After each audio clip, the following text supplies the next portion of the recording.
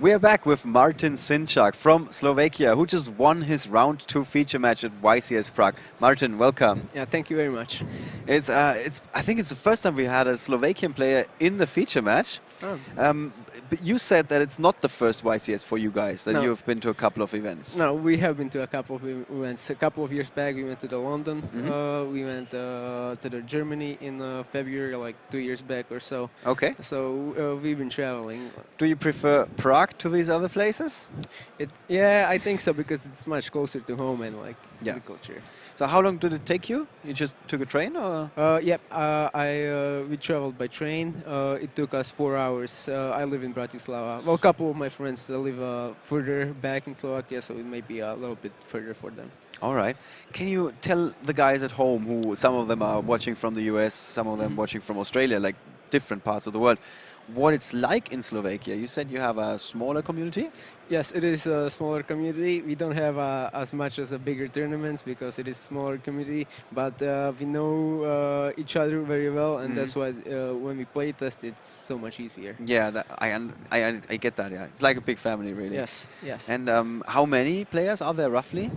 Roughly around Bratislava, maybe 15 or so. Okay. But in other parts there are more players, but right. So I don't know exact number, but okay. Well, so a handful of players there. A handful of players. All right.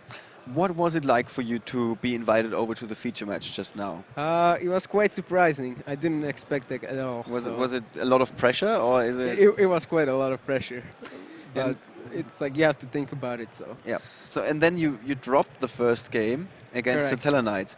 What is going on in your head when you're seeing like, oh, I'm playing against the Satella Knights? Well, the first thing, I did not have an answer for his shivers because it returns all his continuous traps, and he was passing off the Call of the Hunted, and the Finnish chain was killing me. It's like he got it off 3 times, and I was just like, I had no way to stop that. Yes. Like I should have probably went for Unicorn, so it would negate his extra attack monsters, but I couldn't protect him for so long. So okay, I remember that you passed with a Trishula in play and 2 cards in hand, and if our app was not mistaken, it was a Necros of Bryanek.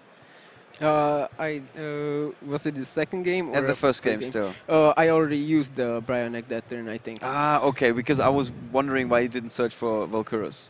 No, you can only use it once per turn. Okay, so you, oh no, I think that turn was going on a little bit longer, so I might have missed that.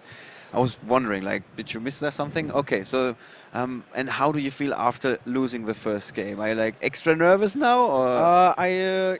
You're always nervous, but you have to analyze it. And I knew already what was wrong. I couldn't stop that Trivers and the back rows. He was spinning back to his hand, so I sided in a couple of Denka Sekos, then Maxis, and definitely the Twisters that came in handy. Those were quite important, yes. Yes. All right. We had a discussion about how many copies of Mystical Space Typhoon should you be running in your main deck. You're running 3 copies. Always. Always. Yep. No question. Because everybody's playing so many floodgates, so many continuous traps, and it's like, it's going to stop you dead. Okay. Well, we saw in that match that they were all important. Okay, so second game, you have the Trishula very early. Yes. And he's got the Call of the Haunted to clear his graveyard, and then you had the Twister to make sure. You know, in that situation, that must feel amazing. Like your opponent has an answer, but you're like, no, I'm still here. I'm still in the game. I already, when I saw the 2 Twisters, I was like, and then Brio, then it was like, I know that I can get best. Push through his back row, and then the Trishula would take care of the rest. Yeah, exactly. That's just, I already won the game after that. Yes, that game was over in just a hurry. So the third game, I think your opening 5 cards were not that good. Not that good. You had like 2 Valkyrus, Trishula, nothing to search. Yeah. And we were like, oh my god, this is really not looking good for you. And then suddenly 1 card changed everything. If you get that search off, then you can start play with it. You have to think about it, but you always have some kind of play that you can make. Yes. Rob actually counted the cards in your deck. He said you had 23 outs. Is that the biggest selling point for the Necross archetype? Oh yes, that is the biggest. I mean, you have to think about it because it's not so obvious right away. But you have like so many choices, and you can do so many like one thing, but you can do it like 3 times. Like combinations are endless. Okay.